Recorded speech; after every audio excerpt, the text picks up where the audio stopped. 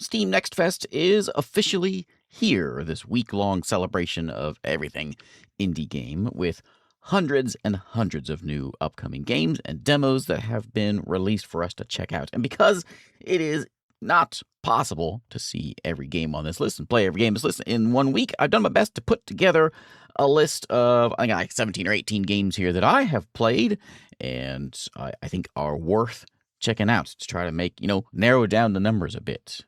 And we shall begin with Civica Italian Renaissance. This is kind of like the Italian Manor Lords, if you want to think of it that way, where we are building a gridless medieval city builder with sort of these RTS kind of mechanics, but mostly just as a city builder without any grids. And you've got, of course, the powerful families that are there because it's in Renaissance Italy, and that whole thing kind of goes with that, but it's by White Vertex Studios, and the demos here with Steam. Now, I don't have like any, this isn't like a themed list. These are just a bunch of games. There's a wide variety of things here that I like, and I just wanted to show them off and make sure they get some attention because, well, I like them. And if I do have, I'll have Steam pages, of course, down below in the description. And if I do have videos on them, I'll have links to those videos down in the comments. But up next, we got Folk Emerging. This one is a Stone Age turn-based 4X. It kind of plays out like a board game, like if you imagine a board game of Age of Empires or something like that.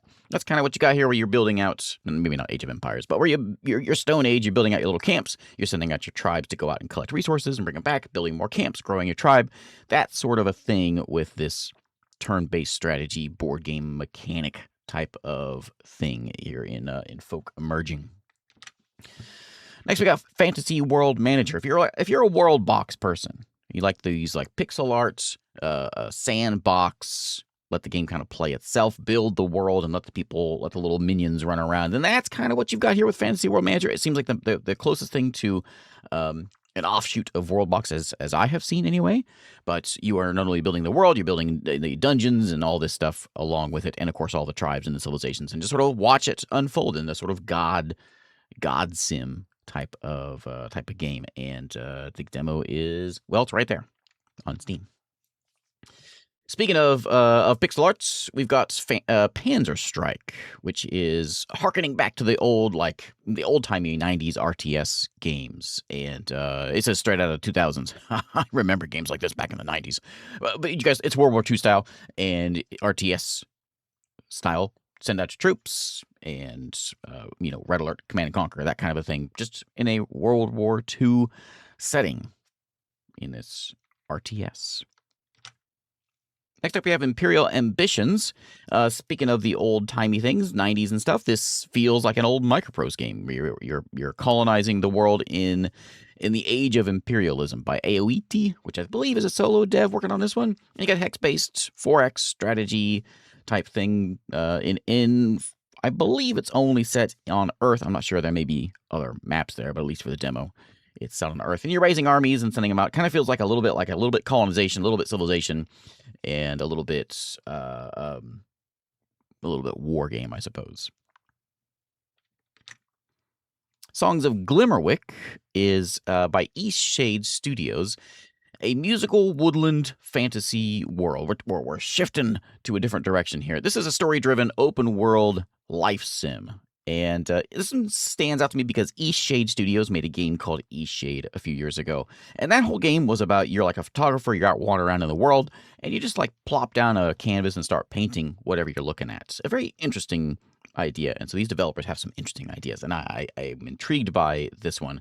As you're like a little witch kind of person running around the world and making up songs and kind of this life sim, but song focused thing. And there's some mysteries and things, of course, in there, but an interesting one. And I thought it was worth mentioning. Speaking of that sort of sandbox RPG open world thing, we have Hawthorn. And if you think, you know what, I'm tired of being a human, I want to be a rat or an owl or something, then this is for you. Sandbox RPG realm of anthropomorphic animals and fairy creatures. You can play co-op if you want. It is also solo, where you go out, you build yourself a village, you farm, you craft, you explore, you go deal with the seasons as you build your little village in this medieval animal kingdom. The Kingsward is an open-world sandbox RPG going back to like the old Diablo days. Isometric RPG. Get yourself a sword and run around and hack and slash. The emphasis on this one being the hybrid class system it mentions in the Steam page. You can make, if you want to be a paladin that raises zombies, you can do that. And so it's a very open and very fluid type of class system, but also looks like you're playing old-timey Diablo. Speaking of old-timey Diablo, we have Dimraeth, which also fits in that same sort of theme. This one, again, open world action RPG, and also you're going to select you will select a class on this one, but you kind of pick and choose what options, what skills, what features your class has, and you go out and you hack and slash, and there's this whole elemental thing going on with it. But you also go back to a base and you do a little bit of base building as you sort of build your sanctuary town before you press on out into the world. You can do up to 8 players multiplayer on this one as well, and still has that isometric ARPG style to it. I mentioned County of Fortune a few times in previous videos. I'm going to mention it again because this one I'm probably the one I'm most interested, most excited about, I should say, where you're building a medieval county and not just one city, and where you normally would place your town hall and your lumber mill and your mine. Each of those individual buildings you normally place in a city builder are like individual settlements. And so you can have the wheat farms with the granary, and the lumber mill and the sawmill, and the furniture or whatever producing town. And it all works with this trade networks and trying to manage the whole county rather than just a city. It's a city builder, that kind of thing, by Napos Games. Total Victory is by Kraken Studios. And again, this is the one where the devs made a previous game that I really liked, and I am intrigued by the new one. These guys made Kingdom Dungeon and Hero, which I loved. And that's this sort of fantasy, like dungeon crawling war game. You're dealing with, well, it's a war game more than a dungeon crawler. Hex-based, send out your units, but you can also send out adventurers to go into like dungeons and things. This is their new one, which is a turn-based World War II grand strategy game, and Kingdom Dungeon Hero was a really fun war game, so I'm excited by this one in this World War II type of war game that they are working on now. The Fertile Crescent 2 Bronze Age Collapse, or Collapse of the Bronze Age, is the original Fertile Crescent was very much like a Age of Empires 1. And you can see it by looking at it there. It looks like Age of Empires. It smells like Age of Empires. It played just like Age of Empires, just with a couple little extra flair bits to it.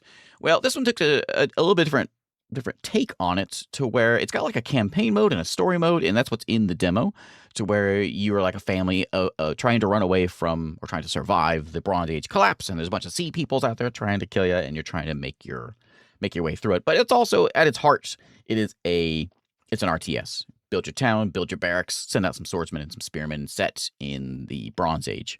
And, your farmers, and still very Age of Empires-like. But this is their second one now, and they got a publisher now, Microprose.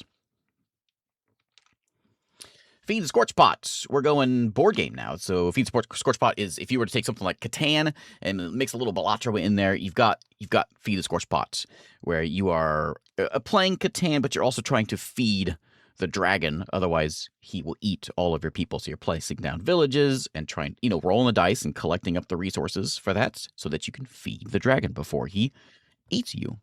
This is by Moravian and published by Indieforma. I thoroughly enjoyed this one. I wasn't sure what I was going to like, what it was going to be like when I went into this, but I liked it quite a bit. And speaking of board games, we've got Space Imperia 4X. There's a board game called Space Empires, which has been out for a long time, and this is the digital version of that. Space Empires 4X, I think, is the name of it. And it's a war game, but it calls itself 4X. It's a 4X with a heavy emphasis on the extermination part, where you are building a space empire, going out, collecting planets, colonizing planets, building scouts, and collecting up resources, but mostly building a fleet of cruisers and destroyers and battleships and all that stuff, and going to try to take out your opponent. If you're into like something like an old like a space strategy games, but you want a board game version of that, it feels like they kind of took Master of Orion and made it into a board game. That's kind of what this one kind of feels like. And the demo is here on Steam. Next up, we have Space Scum. Now, admittedly, I haven't played the recent demo of this one. I played a demo from like 7-8 months ago, I believe. But when I played it before, it was very much like a Battle Brothers, but like a sci-fi version of that, to where you've got the sort of overmap and you're moving your mercenaries around the map, completing quests, that kind of thing. But then when you go into combat, it goes into this hex-based type of turn-based thing, and each of your characters are very squishy, but of course you can level them up to become not so squishy if all goes well. But you're also going across you're fighting across different planets, so it's got a bigger scale, I suppose. But this is by Soul Survivor Games, and Forklift Interactive is making this one. It calls itself, the new demo is Space Scum Second Life, so maybe, because I think it was a while back when I played the demo, so I think maybe they've done something with it. But anyway. Next up, we got Cosmodrill. This one is you're a Cosmodrill. You're a dude in space, chewing through planets, doing some drilling, grabbing those resources, bringing it back to your space stations, and trying to build up your space station. Of course, there's a bunch of space worms and pirates and all that stuff out there. This is an arcade type of thing, a 2D open universe space mining, it calls it. And if you're into the arcade top-down space games, then yeah, this is good stuff. Go out, get resources, bring it back, upgrade your ship, go attack or drill your way through some space worms by Morse Games. I know you incremental people like to see what incremental games are out there, and there is this one called Next Reign Kingdom. I like a good city builder, and this is a medieval strategy incremental where you're building up a medieval town. And just like every other incremental game, there's not much to say about these because they're all kind of the same as far as like what an incremental game is. You send your villagers out, you raise villagers, send them out to get some stone and some trees and some grass, or wheat, I suppose, and slowly build up those resources, which then gets you into a smelter and a blacksmith and a forge and military stuff, because you can get attacked by things like snakes and golems. There's like some fantasy stuff in there, and then you do it all over again and fight some more slimes, and as the trailer is showing you there, you do it all over again. This is by Tiny Tulip Games, and it's an incremental game. It's one of those where, like, I wouldn't think it looks like a fun game, but it is a fun game.